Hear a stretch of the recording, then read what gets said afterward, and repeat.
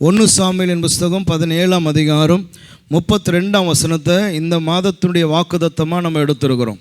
1 Samuel chapter 17 verse 32. 1 Samuel 17ஆம் அதிகாரம் 32ஆம் வசனம் வாசிங்க. தாவீது சவுலை நோக்கி, இவன் நிமித்தம் ஒருவனுடைய இருதயமும் கலங்க வேண்டியதில்லை, உம்முடைய அடியானாகிய நான் போய் இந்த பெலிஸ்தனோடு யுத்தம் பண்ணுவேன் என்றான். ஆமாம், இந்த வசனத்தை தான் நாம் எடுத்து தியானித்து கொண்டு இருக்கிறோம். இவன் நிமித்தம், அதை தான் நான் எம்பசைஸ் பண்ணி சொல்லி கொண்டு இருக்கிறேன். இவன் நிமித்தம் உங்கள் இருதயம் என்ன பண்ணக்கூடாது, ஒருவனுடைய இருதயமும் கலங்க வேண்டியதில்லை. அப்போ தாவீது யாரை இவன் என்று சொல்லுகிறான் என்பதெல்லாம் ஃபஸ்ட்டு சண்டே நான் பேசினேன். அந்த இவன் யார் என்று சொன்னால், மாபெரிய வீரன், 6 அடி உயரம் உள்ளவன், பெலிஸ்திய தேசத்தினுடைய இராணுவத்தில் முதன்மையான ஸ்தானத்தை வகிக்கிறவனாக இருக்கிறான். சிறு வயது முதற்கொண்டு யுத்த புருஷன். அப்படிப்பட்டதான நிறைய யுத்தத்தில் தேர்ச்சி பெற்ற ஒருவனை பார்த்து தாவீது சொல்கிறான், இவன் நிமித்தம். ஆமென், ஹல்லேலூயா. அப்போ தாவீதுக்கு அவன் நிமித்தம் தாவீதுக்கு எந்த பயமும் வரல. அவன் சொன்னான், உங்கள் இருதயம் எதுவும் இவன் நிமித்தம் பயப்பட வேண்டாம். அப்போது கோலியாத்தை பார்த்து இவன் என்று சொல்லுகிற தாவீது யார் என்பதை நான் பேசினேன். தாவீது யார்? அவன் ஆடு மேய்க்கிறவன், ஆமேன், அழகில சிறந்தவன், சோத்திரம், ஆமேன். இப்படி எல்லாம் சொல்லிவிட்டு வந்து ஒரு வார்த்தை வருது, கடைசி வார்த்தை, கர்த்தர் அவனோடு கூட இருந்தார். ஆமேன், ஹல்லேலூயா. எனவே தான் அவன் சொல்கிறான். அப்போ கோலியாத்துக்கும் தாவீதுக்கும் இருக்கிற வித்தியாசம் என்னென்னா, ஒரு வித்தியாசம், நிறைய வித்தியாசம் சொல்லி கொண்டு போனாலும் அதில் மேஜரான வித்தியாசம் என்னென்னா, கோலியாத்தோடு கூட தேவன் இல்லை, தாவீதோடு கூட தேவன் இருந்தார். ஹல்லேலூயா, சோதரா. அப்புறம் அடுத்தது நான் சொன்னேன் ஃபஸ்ட்டு சண்டே, கோலியாத்துடைய வார்த்தை தாவீதினுடைய வார்த்தை. கோலியாத்துடைய வார்த்தை என்ன, அவன் என்னெல்லாம் மிரட்டுறான்னு சொன்னால், அவன் பல வார்த்தைகளை சொல்லி மிரட்டுறான். நீங்களில் ஒருவன் என்னோடு கூட யுத்தத்துக்கு வாங்க, நான் இப்படியெல்லாம் பண்ணுவேன், நீங்கள் தோல்வி உற்றிடலன்னா நீங்கள்லாம் எனக்கு அடிமை, சேவகம் செய்யணும், அப்படியெல்லாம் சொல்கிறான். தாவீதினுடைய வார்த்தை என்னென்னா, நான் வருவேன், உன் தலையை நான் வெட்டுவேன், இன்னைக்கு ஆகாயத்து பறவைக்கு நான் உன்னை கொடுப்பேன். ஆமென், ஹல்லேலூயா. அதோடு முடியல. அவன் சொன்னான், இஸ்ரவேலின் தேவனை நிந்திக்க இவன் யார்? அதுதான் தாவீதினுடைய வார்த்தையாக இருந்தது. ஆமென், சோத்ரம். இதெல்லாம் நம்ம ஃபஸ்ட்டு சண்டே நம்ம பார்த்தோம். இன்றைக்கி நான் அதிலிருந்து தொடர நான் விரும்புகிறேன். ஹல்லேலூயா, சோத்ரம். ஒரு பெரிய ஜெயம் பெற்ற ஒருபாடு தாவீது பெரிய ஒரு வெற்றியை பெற்றுட்டான். கோலியாத்தை ஜெயிச்சிட்டான். கோலியாத்துடைய தலை தாவீதினுடைய கையில் இருக்குது. ஒரு பெரிய வெற்றி, பெரிய ஜெயம். அப்போது இந்த வெற்றியும் இந்த ஜெயமும் வந்ததுக்கு பின் தாவீதினுடைய லைஃப் எப்படி இருந்தது, அதுதான் இன்றைக்கி உங்களுக்கு முன்னாடி கொண்டு வரணும்னு விரும்புகிறேன். ஹல்லேலூயா. இந்த செய்தியை நான் ஊருக்கு போகிறதுக்கு முன்னாடியே ரெடி பண்ணிவிட்டு போயிட்டேன். ஏன்னா நேற்று நைட்டு தான் நான் வந்தேன். அதுக்கப்புறமா உட்காந்து ப்ரிப்பேர் பண்ண முடியாதுன்னு எனக்கு தெரியும். அதனால் நான் ஊருக்கு போகிறதுக்கு முன்னாடியே இந்த செய்தியை ரெடி பண்ணிட்டேன். அதை தான் உங்களுக்கு நான் இப்போ ப்ரெசென்ட் பண்ணுறேன். ஆமென், ஸ்தோத்திரம். முதலாவது காரியம், அதாவது இன்றைக்கி செய்தியினுடைய தலைப்பு என்னன்னு சொன்னால், அல்லது செய்தியினுடைய சாராம்சம் என்னென்னா, ஒரு பெரிய வெற்றிக்கு பின் தாவீதினுடைய ஜீவியம் அல்லது லைஃப் என்ன ஆச்சு. சோத்ரம் வாசிக்க போகிறோம். முதலாவது காரியம் என்னன்னா, 17ஆம் அதிகாரம் 55ஆம் வசனம். தாவீது பெலிஸ்தனுக்கு எதிராக புறப்பட்டு போகிறதை சவுல் கண்டபோது அவன் சேனாபதியாகிய அப்னேரை பார்த்து, அப்னேரே, இந்த வாலிபன் யாருடைய மகன் என்று கேட்டான். அதற்கு அப்னேர், ராஜாவே, எனக்கு தெரியாது என்று உம்முடைய ஜீவனை கொண்டு சொல்லுகிறேன் என்றான். யுத்தத்துக்கு போவதற்கு முன்பதாய் தாவீது யார் என்றே தெரியாமல் இருந்ததான ஒரு சூழ்நிலை. யாருக்குமே தாவீது யாருன்னு தெரியல. தேசத்துக்கு தாவீது யாருன்னு தெரியல. தாவீதுடைய பெயர் யாருக்குமே தெரியல. எனவே அப்னேர் இடத்துல கேட்டபோது அப்னேர் சொல்கிறான், இவன் யார், என்ன, இவன் குலம் கோத்திரம், இவன் பேர் ஊரெலாம் எனக்கு தெரியாது அப்படின்ட்டான் ராஜாவின் இடத்துல. அடுத்தது 17ஆம் அதிகாரம் 58ஆம் வசனத்தில் வாசிக்கும் பொழுது, அப்பொழுது சவுல், வாலிபனே, நீ யாருடைய மகன் என்று அவனை கேட்டதற்கு தாவீது, நாம் பெத்லகேம் ஊரானாய் இருக்கிற உம்முடைய அடியானாகிய ஈசாயின் மகன் என்றான். ஆமென். இப்போதான் அவன் சொல்கிறான் ராஜாவிட்ட, நான் சோன்சோடைய சன், நான் ஈசாயினுடைய மகன். அதுக்கப்புறமா போய் யுத்தம் செய்து பெலிஸ்தீனை ஜெயிச்ச ஒருபாடு ஜனங்கள் எல்லாம் ஒரு பாடல் பாடுறாங்க. என்னன்னா, தாவீது ஜெயித்தது, தாவீது ஜெயித்தது 1000, சவுல் ஜெயித்தது 1000, தாவீது ஜெயித்தது அப்போ தாவீது என்றதான பெயர் தேசம் முழுவதும் என்ன ஆகுது, பரவ ஆரம்பிக்குது. ஆமென், ஹல்லேலூயா. அப்போ கவனிக்கணும், ஒரு பெரிய யுத்தம், அதில் ஒரு ஜெயம். அந்த யுத்தத்தில் அவன் ஜெயம் பெற்ற பிற்பாடு தாவீது என்கிறதான பெயரை தேசம் முழுவதும் கர்த்தர் கொண்டு போனார். ஆமென், ஒரு அலையில சொல்லலாமா? ஹல்லேலூயா. அப்போது தேவனுடைய திட்டம் அல்லது தேவனுடைய வாக்குத்தத்தம் என்னன்னா, நான் உன்னுடைய பேரை பிரஸ்தாபம் பண்ணுவேன். ஆமென், ஆமென் சொல்லுங்க. ஹல்லேலூயா. நம்முடைய பேரை பிரஸ்தாபம் பண்ணுகிறதான கர்த்தர். ஒரு இடத்துல நம்ம யாருன்னு தெரியாமல் இருப்போம், அல்லது நம்ம யாருன்னு தெரியாமல் ஒரு இடத்துல போய் சேருவோம், அல்லது ஒரு ஜாபுக்கு போவோம், அல்லது ஒரு இன்ஸ்டியூஷனில் போவோம். அங்கே கர்த்தர் உன் பேரை பெருமைப்படுத்துவார். எல்லாருக்கும் நீ அறிமுகமானவனா, எல்லாரும் உன் பேரை கூப்பிடக்கூடிய சூழ்நிலைக்கு கர்த்தர் உருவாக்குவார். ஆமென், ஹல்லேலூயா. உள்ள நுழைஞ்ச போது நீ யாருன்னு யாருக்கும் தெரியாமல் இருந்திருக்கலாம், ஆனால் சில காலங்களுக்குள்ள உன்னை கர்த்தர் மேன்மைப்படுத்துவார். எல்லாரும் உன் பேரை சொல்ல கிருபை தருவார். அவங்கள கூப்பிடுங்க, அவங்க இதை செய்வாங்க, அவர்கிட்ட போய் சொல்லுங்க, அவர் இதை நல்லா பண்ணுவார் என்று சொல்லக்கூடிய ஒரு பிரபல்யத்தை அல்லது ஒரு அறிமுகத்தை உருவாக்கி தருகிற அற்புதமான தேவன் ஒருவர் உன்னோடு கூட இருக்கிறார். ஆமென், ஹல்லேலூயா, ஹல்லேலூயா, ஹல்லேலூயா. அப்போ கர்த்தர் யார், நான் ஆராதிக்கிற தேவன் யார் அப்படின்னு சொன்னால், என்னை அநேகருக்கு அறிமுகப்படுத்துகிறதான கர்த்தர், என் பேரை பெருமைப்படுத்துகிறதான தேவன். ஆமென், ஹல்லேலூயா. இன்னைக்கு ஊர் முழுக்க ஒரு பாட்டு பாடுது, என்னன்னா, சவுல் கொன்றது 1000, தாவீது கொன்றதோ 10000 என்கிறதானா, தாவீது கொன்றதோ 10000. அப்போ தாவீது தாவீது தாவீது தாவீது என்கிறதான ஒரு பேரானது இஸ்ரவேல் முழுவதும் பரவ தேவன் கிருபை தந்தார். தாவீதுனுடைய பேரை கர்த்தர் உயர்த்தினார். ஆமென், ஹல்லேலூயா. அப்போ தன்னுடைய வீட்டினுடைய ஆடுகளை பொறுப்போடு மேய்த்து கொண்டிருந்ததான ஒருவன் தேவனை ஒருத்தன் நிந்திக்கிறான் என்பதை கேள்விப்பட்ட போது அவன் துணிந்து இறங்கினான். யுத்தம் என்னுடையதல்ல, யுத்தம் தேவனுடையது என்று சொல்லி இறங்கி கர்த்தர் ஜெயத்தை தந்து இன்னைக்கு அவனுடைய பேரை கர்த்தர் புகழ்ச்சிக்கு கொண்டு வந்தார், மேன்மையும் கொண்டு வந்தார். ஆமென்.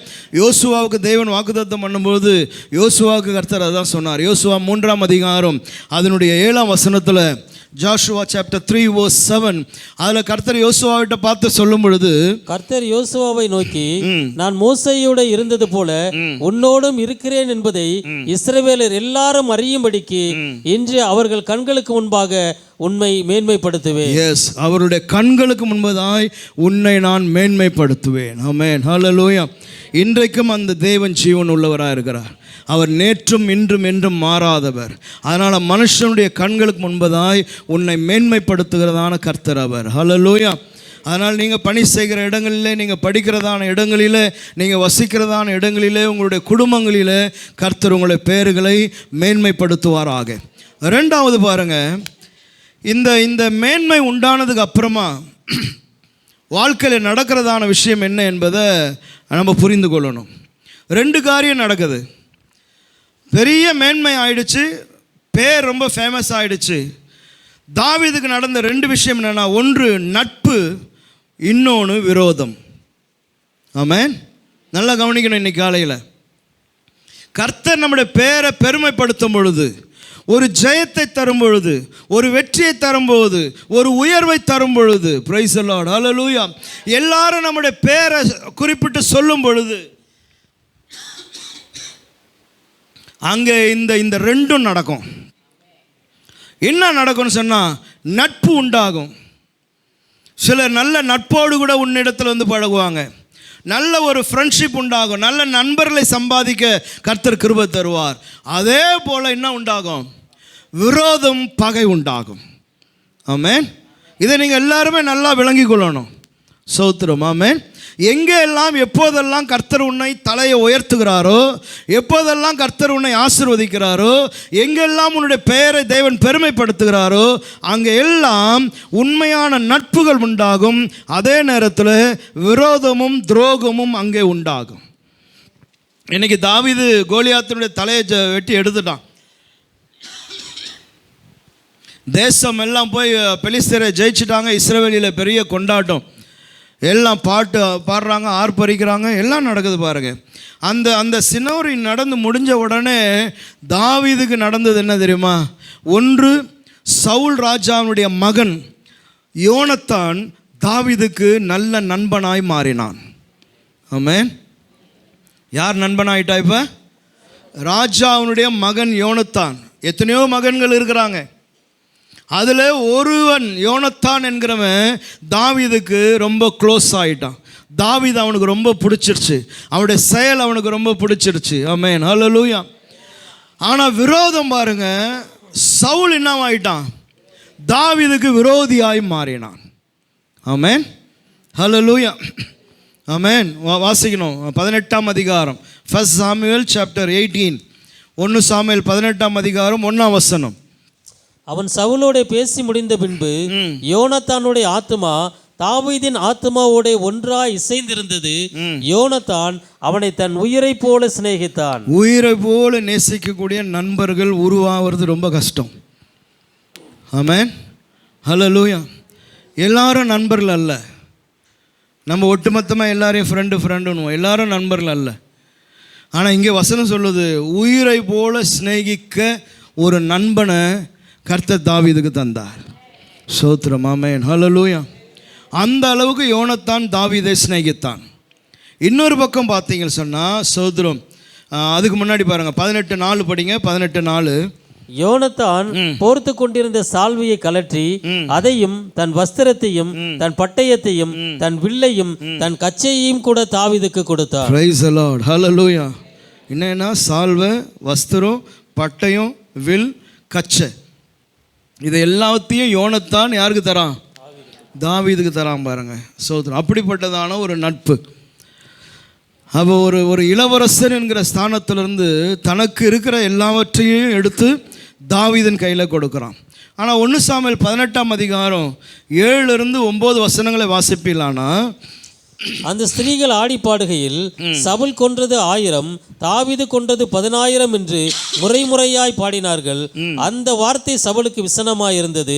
அவன் மிகுந்த எரிச்சல் அடைந்து, தாவீதுக்கு 10000 எனக்கோ 1000 கொடுத்தார்கள், இன்னும் ராஜாங்க மாத்திரம் அவனுக்கு குறைவாய் இருக்கிறது என்று சொல்லி அந்நாள் முதற்கொண்டு சவுல் தாவீதை காய்மகாரமாய் பார்த்தான். பிரைஸ் தி லார்ட், ஆமென். இன்னும் நிறைய வசனங்கள் படிச்சுட்டே போகலாம். 21-25 படிங்க. அவள் அவனுக்கு கன்னியாய் இருக்கவும் பெலிஸ்தரின் கை அவன் மேல் விழவும் அவளை அவனுக்கு கொடுப்பேன் என்று சவுல் எண்ணி தாவீதை நோக்கி, நீ என்னுடைய 2ஆம் குமாரத்தினால் இன்று எனக்கு மருமகனாவாய் என்றான்.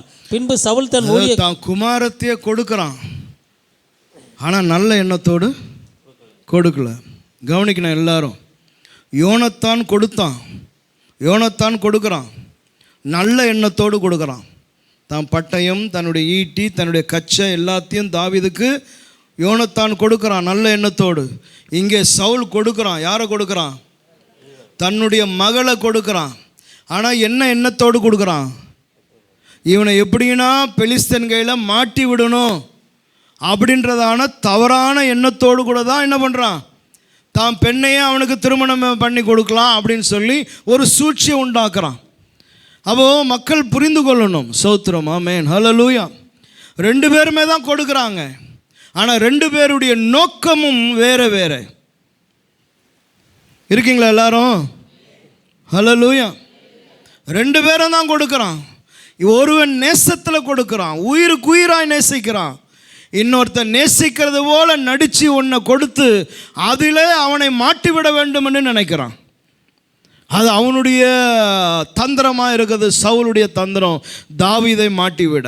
ஆமென், ஸ்தோத்திரம். 29 படிங்க பிரதர். 18-29. ஆகையால் சவுல் இன்னும் அதிகமாய் தாவீதுக்கு பயந்து தான் உயிரோடு இருந்த நாளெல்லாம் தாவீதுக்கு சத்துருவாய் இருந்தான். ஆமாம், உயிரோடு இருந்த நாள் எல்லாம் தாவீதுக்கு.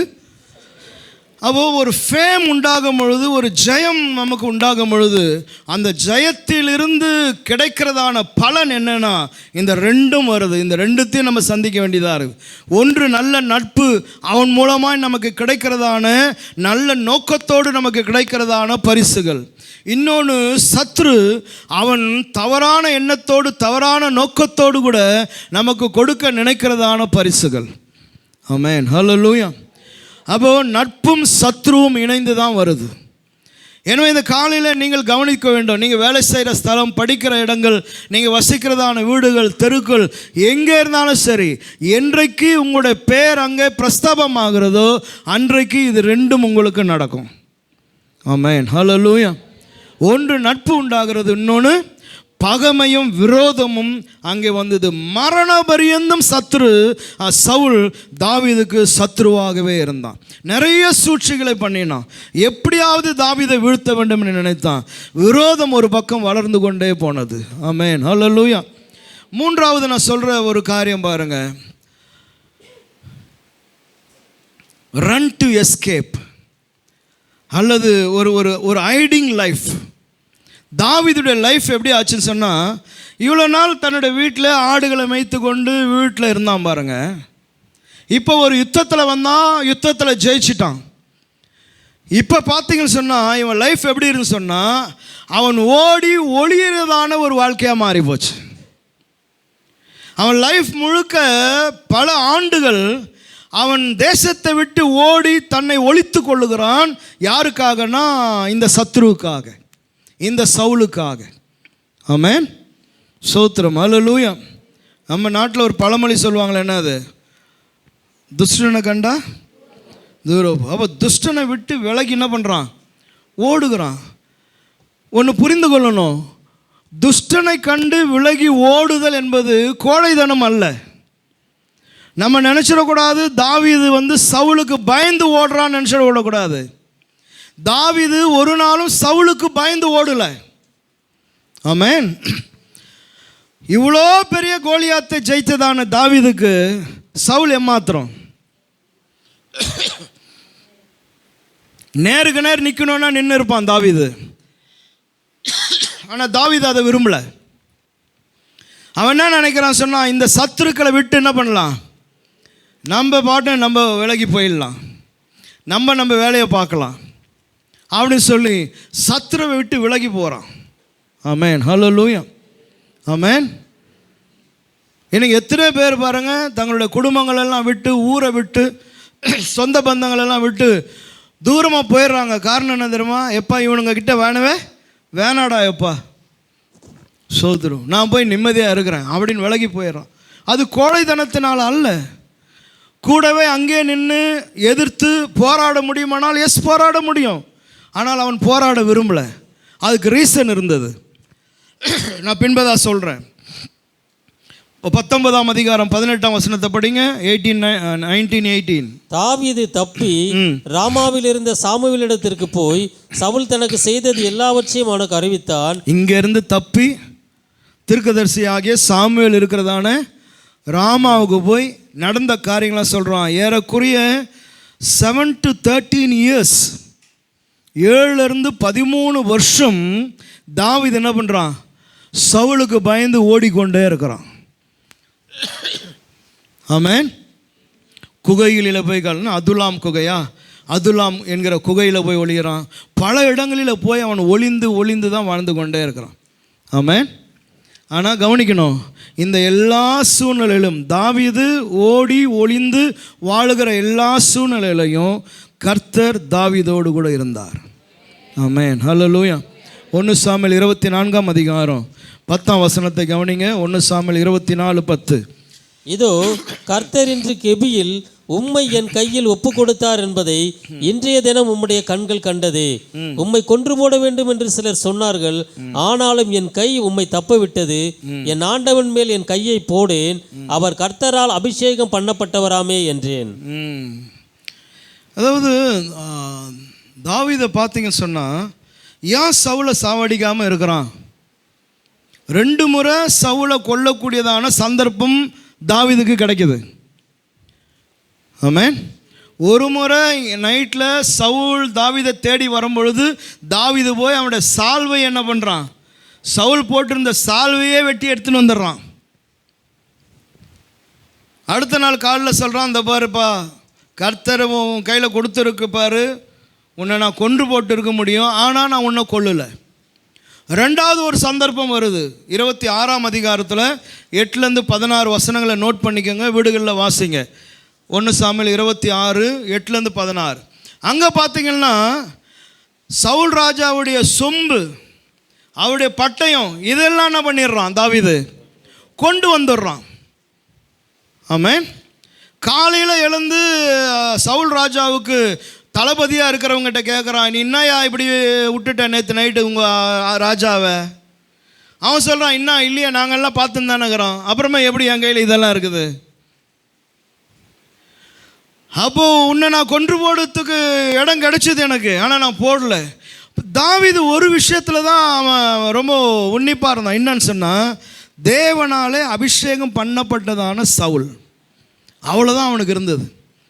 ஆமென். இவர் தேவனால் அபிஷேகம் பண்ணப்பட்ட மனுஷன், இவனை நான் என்ன பண்ண மாட்டேன், கொல்ல மாட்டேன். அப்படின்னா தாவீதுக்கு சவுல் மேலே மரியாதை இல்லை. யார் மேலே மரியாதை? கர்த்தர் மேலே வைத்ததான ஒரு மரியாதை, கர்த்தர் மேலே வைத்ததான ஒரு அன்பு. அவருக்கு ரொம்ப முக்கியத்துவம் கொடுக்குறான். ஸ்தோத்திரம். ஆமென். ஹல்லேலூயா. ஆமென். நீங்கள் வீடுகளில் போய் சரித்திரங்கள்லாம் படிக்கணும். சவுலுடைய மரணம் 2 சாமுவேல் 1:16 வருது. கவனிக்கணும், நான் சொல்லிடுறேன். நீங்கள் இப்போ வீட்டில் போயிட்டெல்லாம் படிங்க, டைம் இல்லை. சவுல் ஒரு யுத்தத்தில் எதிராளியெல்லாம் சூழ்ந்துட்டான். நிச்சயமாக மறிக்க போகிறோன்னு தெரிஞ்சு போச்சு. அதனால் சவுல் ராஜா என்ன நினைக்கிறான்னா, விரோதி கையில் நான் ஏன் சாகணும் அப்படின்னு அவருடைய பட்டயத்தையே இப்படி நைட்டாக நிற்க வச்சு அது மேலே என்ன பண்ணிடுறாரு, விழுந்துடுறார். ஆனாலும் இவருக்கு மரணம் வரல, குத்துயிரும் குலைவரமாக இருக்கிறார். அப்போ ஒருத்தன் அந்த பக்கமாக வரானா, அவனை கூப்பிட்டு சவுல் ராஜா சொல்கிறாரு, நான் வேதனையோடு இருக்கிறேன், என்னை நீ என்ன பண்ணிவிடு, கொன்று போட்டுடு, சீக்கிரமாக எனக்கு அந்த மரணத்தை கொடுத்துரு, என்னால் வேதனை தாங்க முடியல. அவன் தான் சவுல் என்ன பண்ணுறான், கொன்று போட்டுடுறான். கொன்று போட்டுட்டு இவன் நேராக ஓடி வரான். எங்கே? தாவீதிட்ட மூச்சு இறைச்சி ஓடி வந்தபோது தாவீதினிடத்தில் இவன் தான் இந்த சம்பவத்தை சொல்கிறான். நான் வர வழியில் இப்படி இருந்தது, ராஜா இப்படி இருந்தார், இவ்வளோ வேதனையில் இருந்தார், அவர் என்ன பண்ண சொன்னார், கொன்று போட்டு எனக்கு இந்த விடுதலை தான்னு சொன்னார். நான் அவரை என்ன பண்ணிட்டேன், கொன்னுட்டேன்னு சொன்ன உடனே தாவீது அவனை கட்டி பிடிச்சின்னு, வாழ்க, உனக்கு ஒரு மினிஸ்டர் போஸ்ட்டு நான் தரேன் அப்படியெல்லாம் சொல்ல. தாவீது ரொம்ப கதறி அழுது தாங்கிட்ட இருந்ததான யுத்த உயிரினை கூப்பிட்டு சொன்னான், அவனை நீ கொன்று போடுறானா. ஆமென். அதனால் தாவீதினுடைய யுத்த புருஷன் போய் அவனை என்ன பண்ணான், வெட்டி போட்டான். தாவீதுக்கு என்ன கோவனா, நீ எப்படா தேவனால் அபிஷேகம் பண்ணப்பட்ட மனுஷனை நீ ஏன்டா கொன்ன? ஆமென். ஹல்லேலூயா. அப்போது you have to think the character of David. தாவீது தன் இருதயத்துக்கு ஏற்றவன் என்று ஆண்டவர் சொல்கிறாரே, காரணம் என்ன அப்படின்னா, ஒரு அபிஷேகத்துக்கு அவன் அவ்வளோ முக்கியத்துவம் கொடுக்குறான். காரணம், இவன் தேவனால் அபிஷேகம் பண்ணப்பட்டவன்.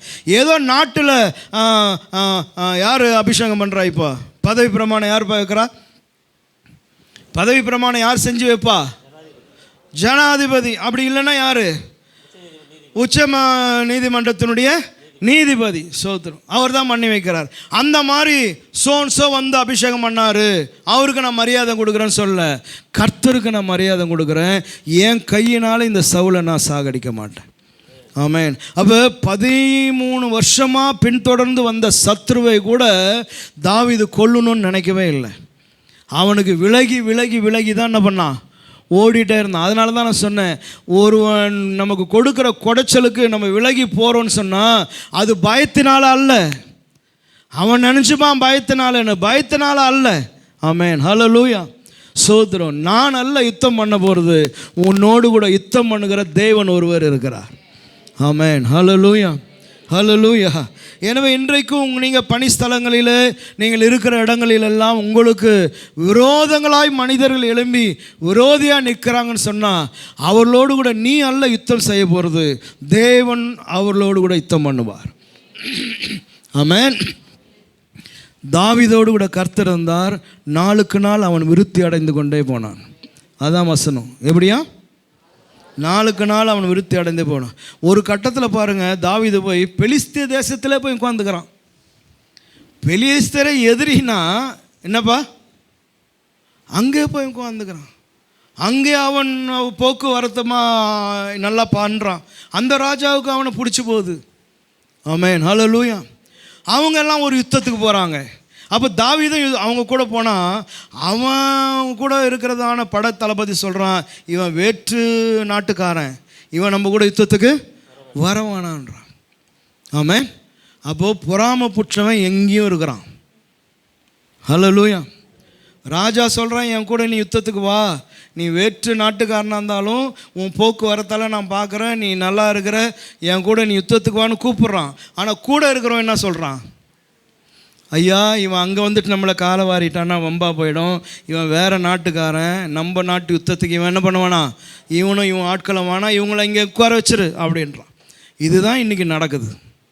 ஆமென். ஹல்லேலூயா, ஹல்லேலூயா. நீங்கள் பல நேரத்தில் சொல்லுவீங்கள்ல, மேனேஜர் நல்லவர் தான், அவருக்கு என்ன ரொம்ப பிடிக்கும். ஆனால் யாருக்கு தான் பிடிக்காது? மேனேஜருக்கு கீழே இருக்கிறவனுக்கு பிடிக்காது. அவர் கையெழுத்து போடலான்னா கூட இவருன்னா சொல்லுவான், ஒரு நிமிஷம் சார், யோசித்து செய்யலாம் சார். ஆமென். அவ்வளோதான். அந்த ஒரு வார்த்தையில் கதை கந்தல். ஆமென். ஸோ இது யூஸ்வலாக நடக்கிறதான ஒரு விஷயம். ஆனால் வசனம் என்ன சொல்லுதுன்னா, அவன் 13 வருஷம் ஓடிக்கொண்டிருந்தாலும் ஆமென், தாவீது ஒரு நாளும் ஆமென் இளைத்து போகலை, சோர்ந்து போகலை. ஆமென். ஸ்தோத்திரம். ஹல்லேலூயா. அவனுக்கு நண்பர்களாக இருக்கிறவன் கூட இருக்க தான் செஞ்சான். ஆமென். ஹல்லேலூயா.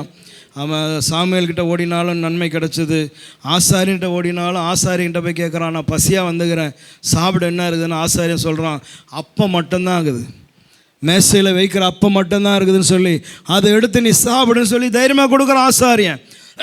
அதில் என்ன வந்தாலும் நான் பார்த்துக்கிறேன். ஆமென். இருக்கீங்களா எல்லாம் உயிரோடு? ஹல்லேலூயா. அப்போ அப்படி தைரியமாக தாவீதுக்கு உதவி செய்யக்கூடிய நண்பர்களும் கர்த்தர் தாவீதுக்கு வைத்திருந்தார். ஆனால் சத்ரு ஒருத்தந்தான், ஆனால் பல நண்பர்களை கர்த்தர் வைத்திருந்தார். அதனால் இன்றைக்கி நீ பயந்துராத. ஆமென். ஹல்லேலூயா.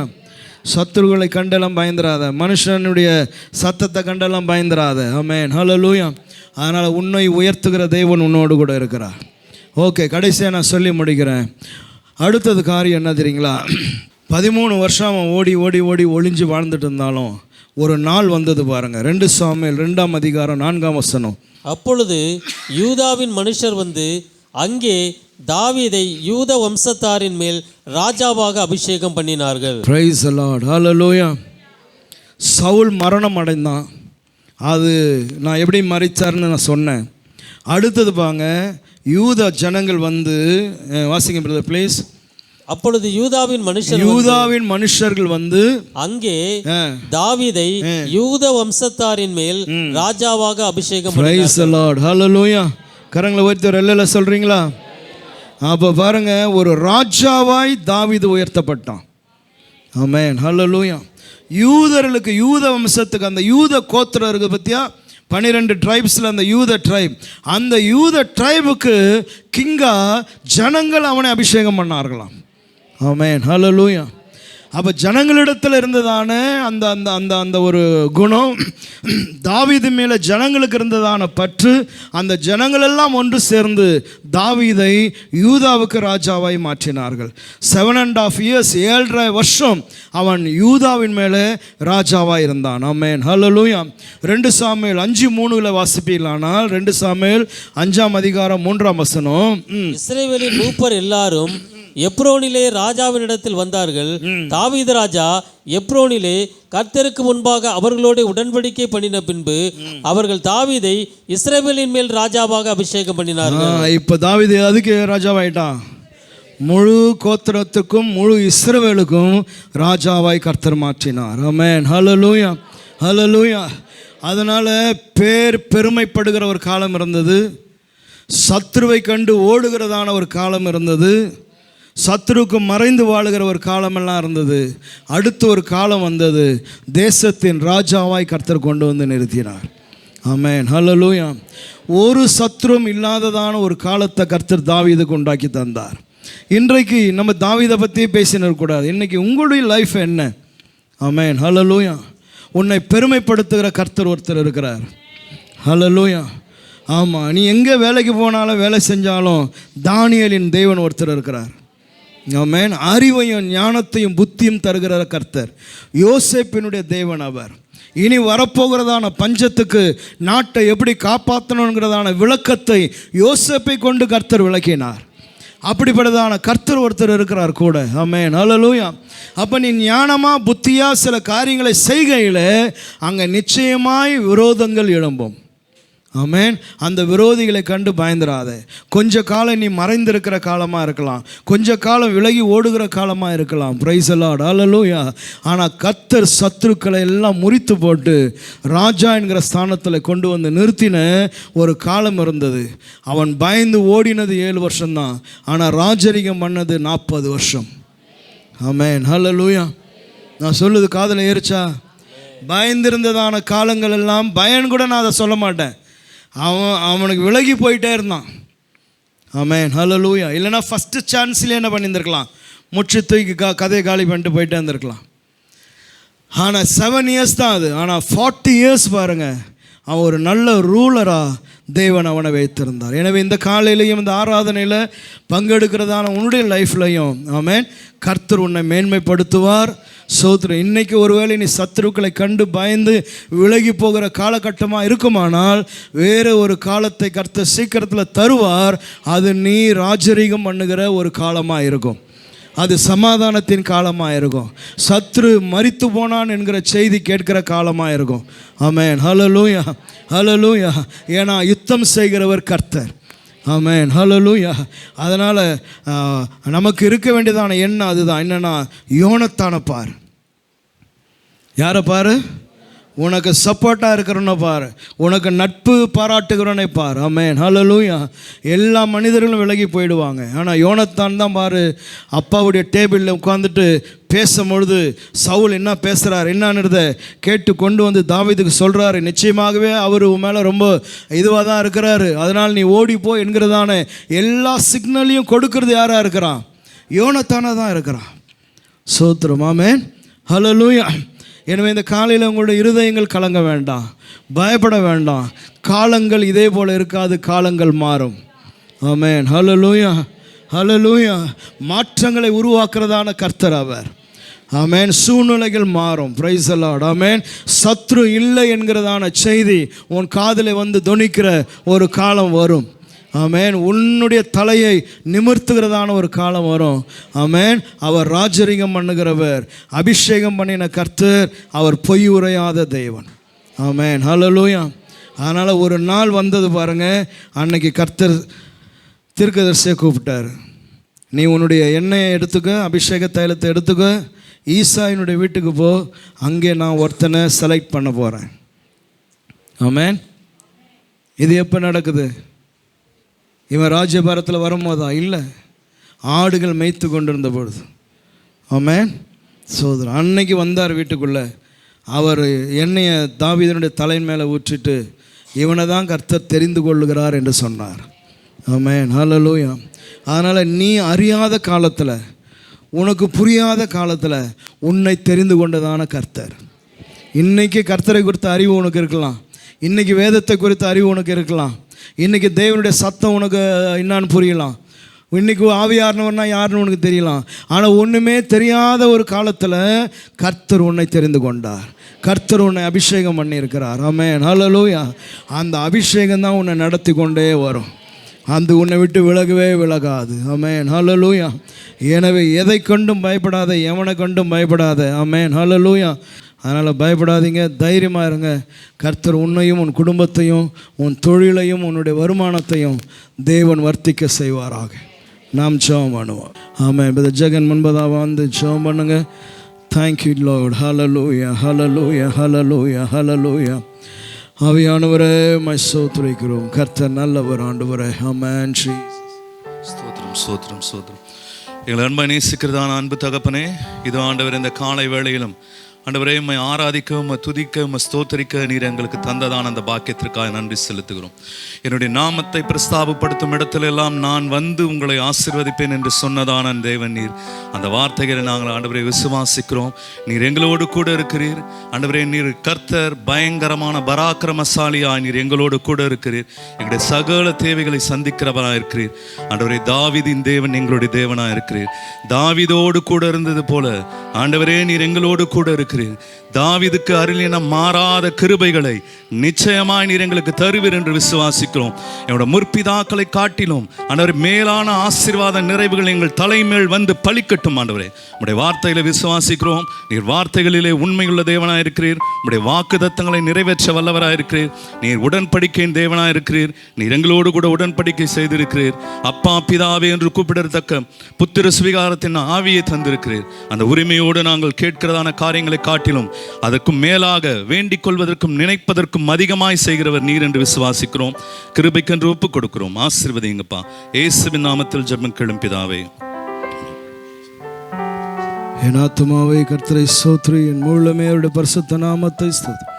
என் ஆத்துமாவே கர்த்தரை ஸ்தோத்திரி, அவர் செய்த சகல உபகாரங்களையும் மறவாது. கர்த்தராகிய இயேசு கிறிஸ்துவின் கிருபையும் பிதாவுடைய அன்பும் பரிசுத்த ஆவியானுடைய ஐக்கியமும் இப்போதும் எப்போதும் கர்த்தருடைய வருகை நாள் வரை நம் அனைவரோடு கூட இருப்பதாக. ஆமென். ஹல்லேலூயா.